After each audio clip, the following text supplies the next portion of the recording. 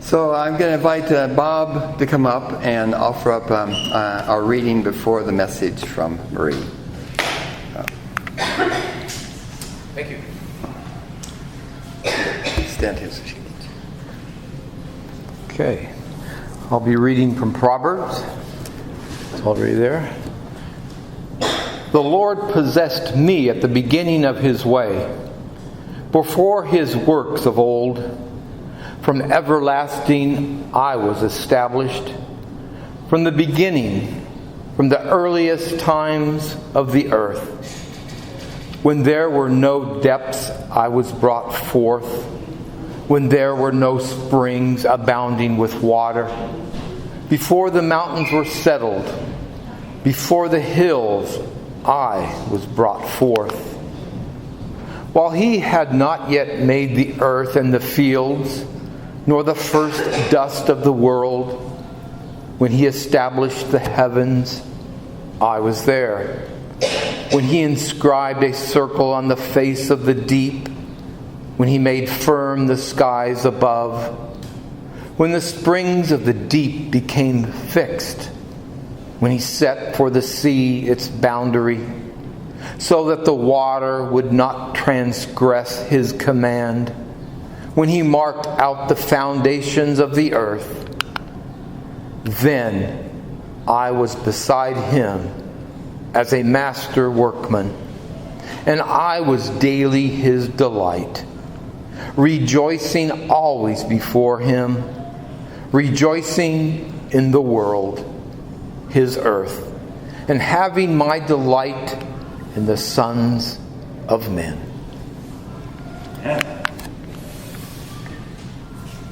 Right. Thank you, Bob. So I'm happy to introduce Maree Gauper to give our message today. She joined the Unification Movement in 1977 and was a pioneer missionary and church leader in the 80s. She and Bob Gauper were blessed in Madison Square Garden, like several of us, in 1982, and they have 4 grown children. In 2019, Maree published her memoir, Free Maree. I encourage you, if you haven't got it, to get it. She graduated in 2022 from the Sacramento Theological Seminary and Bible College with a bachelor's degree in biblical studies. So happy to have Maree here with us today to share the message. So let's welcome her up.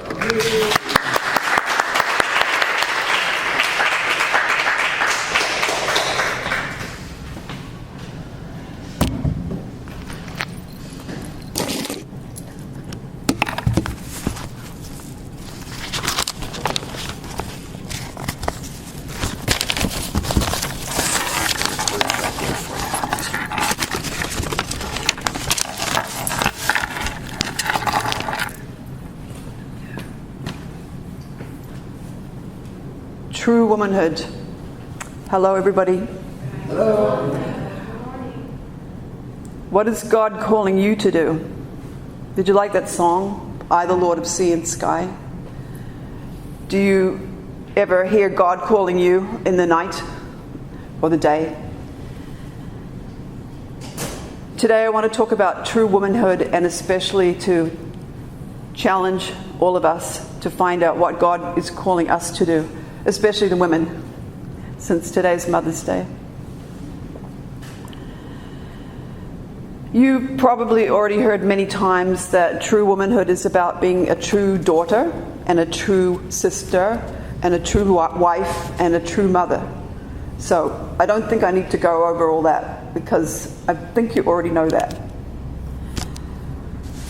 But what I want to talk about today is that as well as all those things, God is calling women to be leaders, especially now. Women leaders. But don't take my word for it. We're going to look at the women leaders in the Old Testament, women leaders in the New Testament, and women leaders in the modern era, 20th century and the 21st, to demonstrate my point. But first, what does the divine principle say about women? If you attend this church regularly, then you've seen probably many times the four-position foundation from the divine principle. Maybe some of you have seen it hundreds or thousands of times.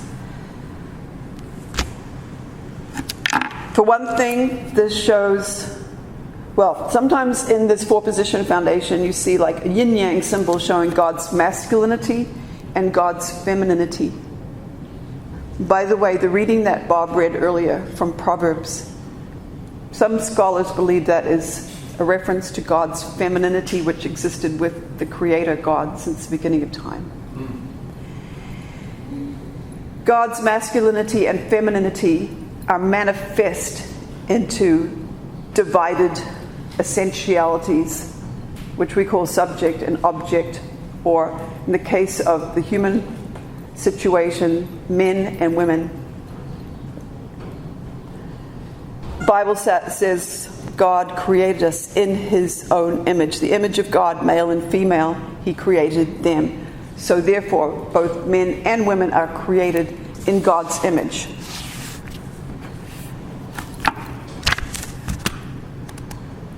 One serves as subject and one serves as object, as you can see in this diagram. The object centers on the subject and enters into give and take action, and they become one. That's what the arrows are about. The interaction of subject and object and the unity that results from the give and take action or interaction.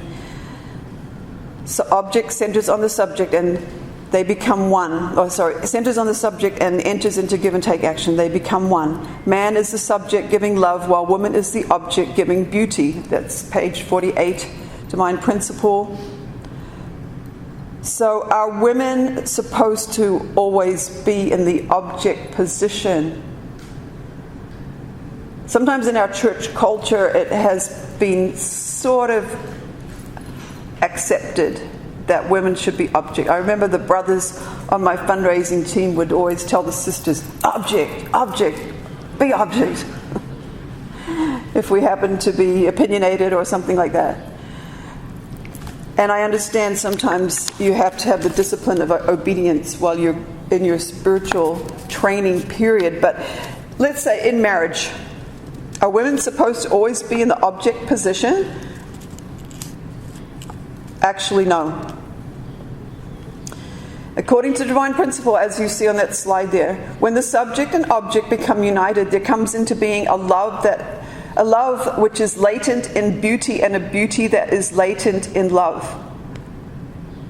This is because when the subject and object unite, the subject is able to stand in the position of the object, and the object in that of the subject.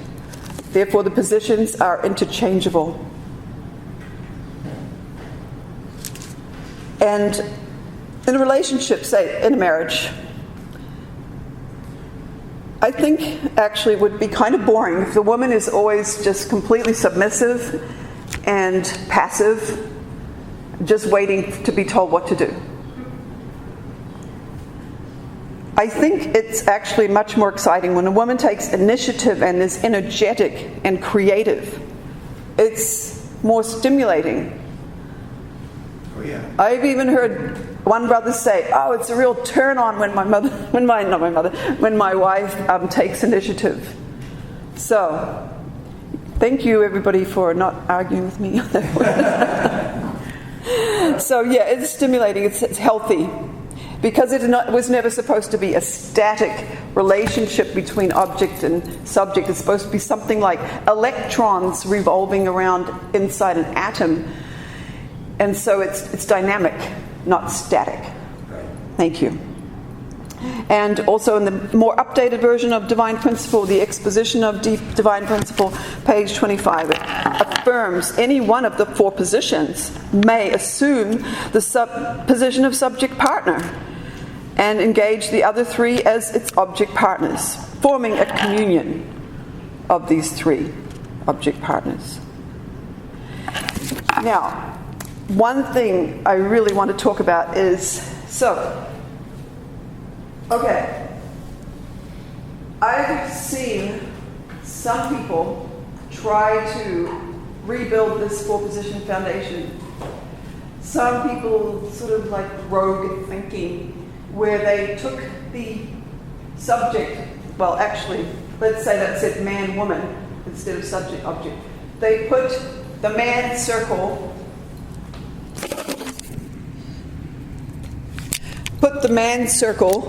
above the woman, and then God on top. So it was God, man, woman.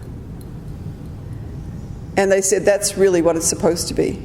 This person actually published a book and said this is the real divine principle. But actually it's not, as you can see. His version would imply that a woman needs to go through a man to have access to God. And without a man, a woman is basically nothing. And in the actual divine principle, which you're looking at now, you can see that there's a line from the woman to God, and there's a line from the man to God. The man and the woman are on equal footing. Women and men have equal access to the Almighty. Thank you. So that other version, which I saw and read about, pretending to be divine principle, is not divine principle. It actually is called patriarchy, which is not divine principle. Thank you. So if anyone tries to tell you that that's what divine principle is all about, don't listen to those people. They are just trying to lead you astray. Amen. Now, let's take a look at what the Old Testament has to say about women leaders. Usually when we're thinking of when we're thinking of Old Testament, what comes to mind is usually Adam, Noah, Abraham, Jacob, Joseph, Joshua, Moses, the Israelites, the prophets, the judges. We don't think of women too much in the Old Testament, but there were in fact many, or at least a handful, of amazing women leaders in the Old Testament. For example, Miriam was the first prophetess that is mentioned in the Bible. She was she was the sister of Moses, and she was considered a prophetess. Then there was Deborah.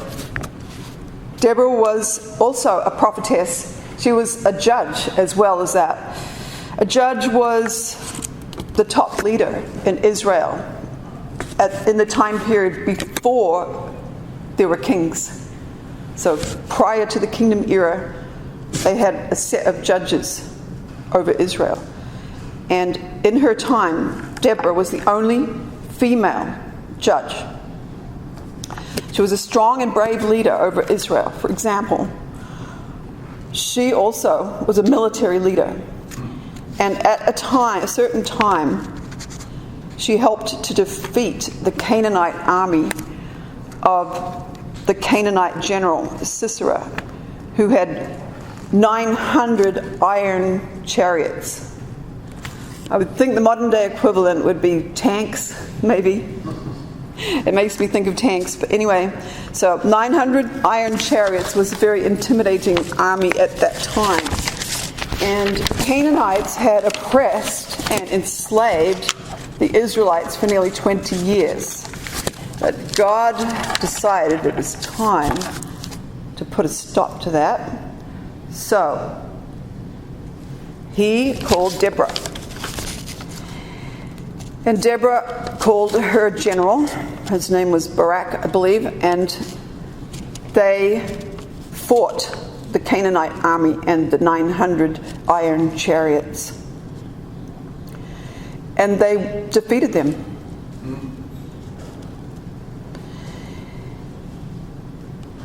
And most of the army was killed. But the general, his name was Sisera, he escaped on foot, must have hopped down from his iron chariot and ran off and escaped being killed by the Israelites. So, does anyone know the story of Sisera and what happened to him? Okay, this is where jail comes in. Jael. Apparently it's pronounced jail, rhymes with nail. So Sisera escapes on foot and then finds a settlement nearby where there's tents and an encampment of people that are Canaanites, technically Canaanites, so he feels like, okay, these are my allies, I can hide here. And a woman called Jael says to him, recognizing that he's the general, he just escaped from battle, she says, "Turn aside, my lord, and do not be afraid." And so she had him come into her tent. He asked for water. She gives him milk. And he's exhausted, so she offers him a place to lie down, gives him a blanket. And then he said to her, "Stand at the opening of the tent, and if anybody comes looking for me and asks you if there's anybody in there, just say, 'No, there's nobody in here.'" And she goes, "Okay, I'll stand watch outside the tent." But as soon as he's fallen into a deep sleep from exhaustion, she picks up a hammer and a tent peg and drives the tent peg through his skull. Ouch. I really like this story. Please don't judge me. I know it's very violent. I don't like violence. I'm not advocating violence. I don't even like guns. That's another sermon. But somehow this is an empowering story. Some people say it didn't really happen, that it could simply be a metaphor. So if you're uncomfortable with the violent nature of this story and you choose to believe it was just metaphorical, then let's consider what we can learn from this woman leader, Jael. We could learn that when God gives you an opportunity, act on it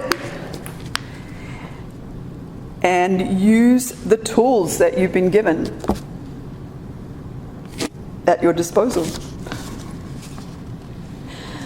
Actually, what it speaks to me is that sometimes you just really got to take a stand, be strong. For example, these days, even now, it's supposed to be the end of the era of persecution, but there's still people saying horrible things about us. For example, there's people on Instagram saying the Unification Church was founded by fascists and imperialists and the Korean CIA. They're still saying that. There's people on podcasts saying that anyone that went out on a fundraising team was human trafficked. Did you know you were human trafficked when you went out fundraising? That was human trafficking. So this kind of nonsense is still being said about us. Steve Hassan, the deprogrammer, just put out a book. It's called The Cult of Trump.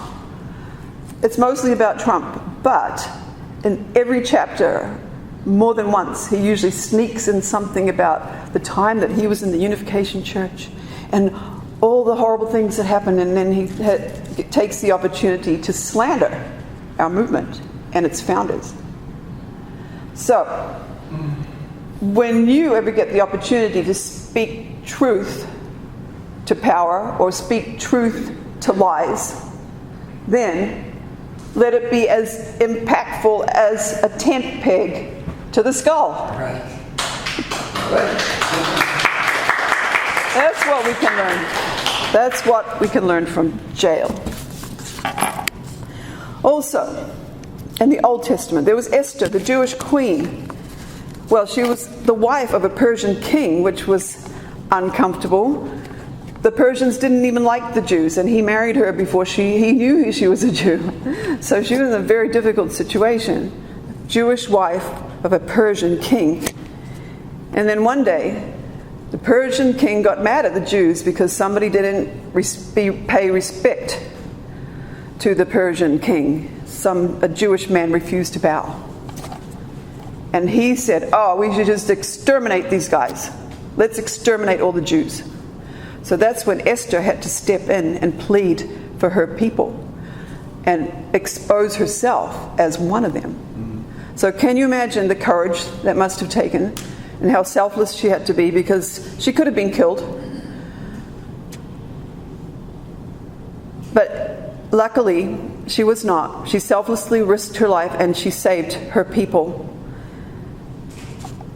Then, in the New Testament, there was many women who followed Jesus. Most outstanding, there was Mary, the mother of Jesus, and also Mary Magdalene, who were early pioneers of the church. And then we also meet Lydia, who loved God and followed Jesus after hearing Paul preach. Lydia was a successful businesswoman. She sold purple cloth. She had resources, and she shared them with Paul and the other apostles who were sharing the gospel. She opened her home to Paul when he was a fugitive from the law, because he just escaped prison. Yet she still opened her home to him, willing to risk her own safety to protect him. So Lydia was an example of strength and generosity and hospitality. What's God calling you to do? Priscilla and her husband Aquila were a leadership couple who were known for their love of the poor and their mentorship of other younger leaders. Priscilla was known as a tent maker, so she was also a businesswoman, but she was many other things, such as a refugee, a traveling evangelist, and a church planter. So we see women in the Bible are often multi-talented and multifaceted. In the modern era, there are many examples of empowered women, but one of my favorites is Helen Keller. Helen Keller was blind and deaf since 19 months old, but eventually, with the help of a wonderful teacher called Annie Sullivan, another woman, she was able to learn Braille and sign language and eventually learned to read and, in Braille of course, write and speak, and she became an advocate for people with disabilities.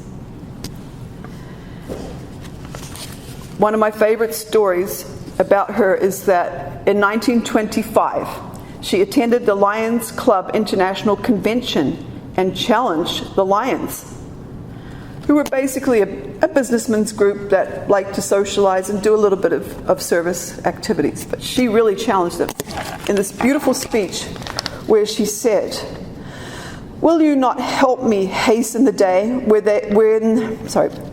Will you not help me hasten the day when there shall be no preventable blindness, no little deaf blind child untaught, no blind man or woman unaided? I appeal to you, lions, you who have your sight, your hearing, and you who are strong and brave and kind. Will you not become knights of the blind in this crusade against darkness?" And with that beautiful speech, she inspired the Lions Club to advocate for blind people. And since then, the Lions have worked tirelessly to aid the blind and visually impaired. So if Helen could do that without having all her faculties intact, she couldn't hear, she couldn't see, and yet she could speak to a crowd of men. And it was 1925. Women didn't have a lot of anything, 1920, not a lot of equality in society, but she could do that. What is God calling us to do? We who have our sight and our hearing and our equality. In 1919 in Korea, a young woman, 17-year-old Yu Kwan-soon, I hope I'm saying it right, Yu Kwan-soon joined the March 1st independence movement with some friends from her school, though her teacher strongly told them not to. So she disobeyed her teacher and planned a peaceful demonstration in her province for the 1st of March. The day before, she lit a bonfire on a mountain as a signal to begin the demonstration. The next day, over 2,000 people came together in a marketplace for the demonstration. The Japanese police shot at the people and about 19 died, including Yu Kwan-soon's parents. Yu Kwan-soon herself was arrested and taken to prison, where she died from the injuries sustained from torture and beatings. Also in Korea, another woman leader has been particularly exemplary. Our co-founder of our movement, Mrs. Hak Ja-han Moon, also co-founded the Women's Federation for World Peace in the 1990s. To launch the new era of women and to awaken women to their true value and plant the seeds of female leadership that is necessary to complete the salvation of the world, she did a speaking tour of 118 locations, or 113 locations around the world in 1992, including China's Great Hall of the People in Tiananmen Square, where she was warmly welcomed. When she arrived in Manila, it happened to be a Catholic feast day, the Feast of the Immaculate Conception. During Mrs. Moon's speech, one woman was so deeply moved that she stood up and shouted, "The woman who came to the Philippines on this holy day is truly our Mother Mary."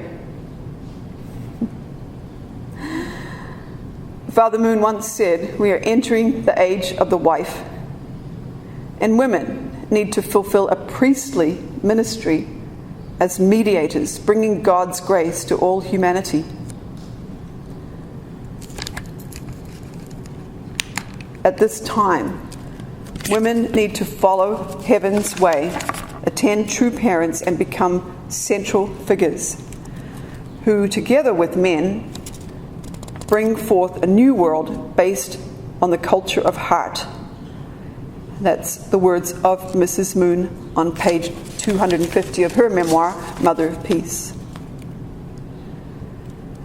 To become those kind of central figures, we have to overcome self-centeredness, become daughters of filial piety, devoted wives, dedicated mothers, and then God will raise us up as leaders on the path to world peace.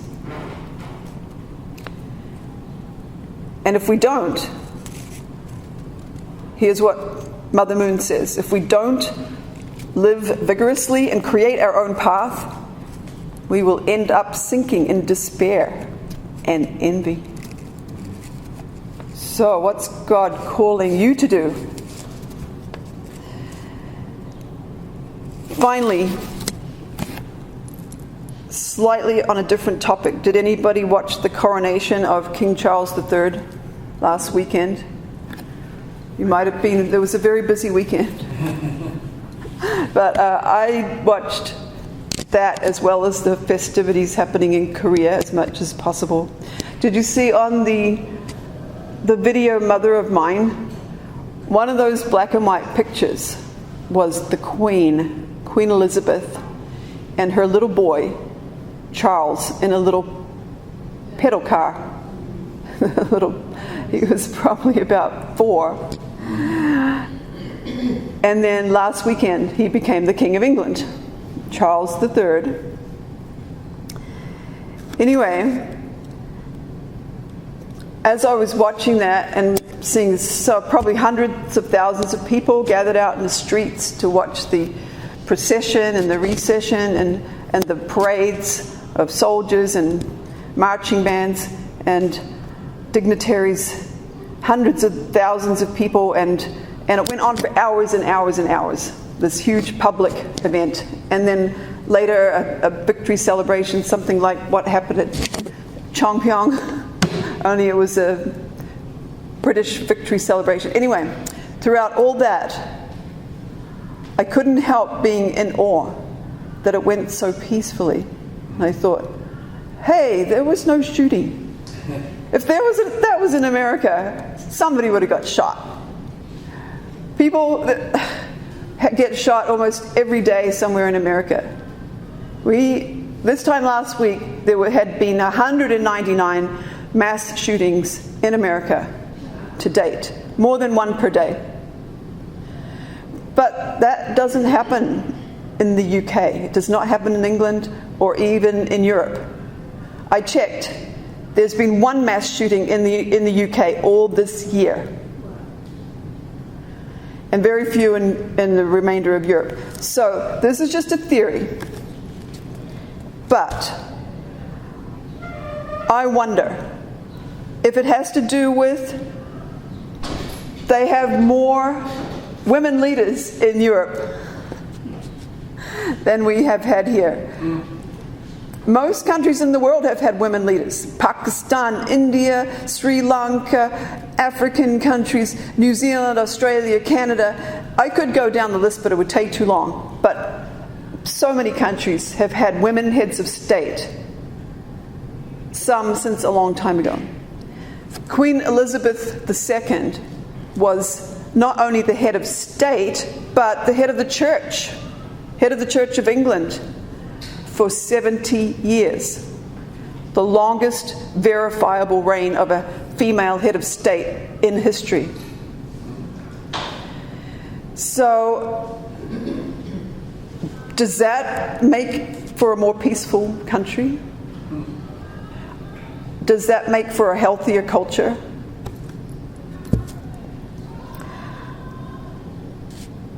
America has never had a female president in almost 250 years. America needs to wake up behind the times. This is the era of women. So, women, what's God calling you to do?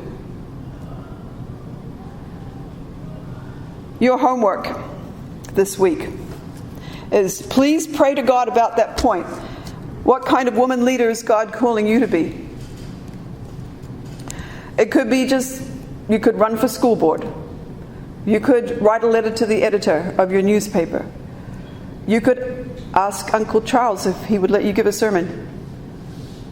You could, everybody has their own God language, their own skill set. What does God want you to do with your skill set, your personality type, your gifts? Your individual, unique gifts.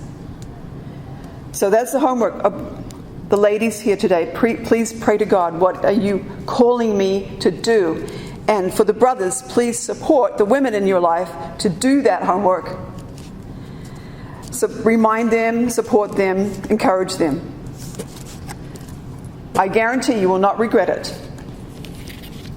Now I will close with a prayer. Heavenly Parent, on this beautiful Mother's Day, we come before you with a heart of gratitude and a soul overflowing with hope.